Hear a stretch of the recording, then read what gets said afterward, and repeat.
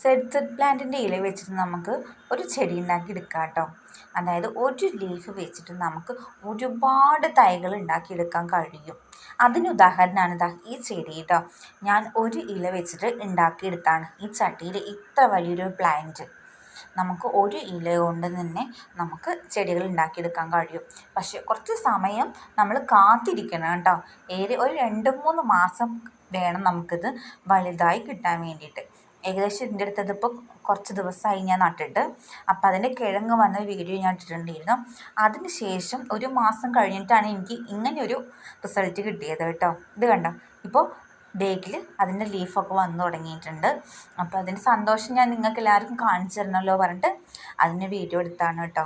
അപ്പോൾ ഇതുപോലെ നമുക്ക് നഴ്സറി പോയി വാങ്ങാതെ തന്നെ നമുക്ക് എവിടെയെങ്കിലും വീടുകളിലൊക്കെ പോകുമ്പോൾ ഇങ്ങനെ ചെടികളുടെ കമ്പ് വാങ്ങണതിന് പകരം ഇല വാങ്ങിയിട്ട് ഇങ്ങനെ ചെയ്ത് നോക്കിയാൽ മതി.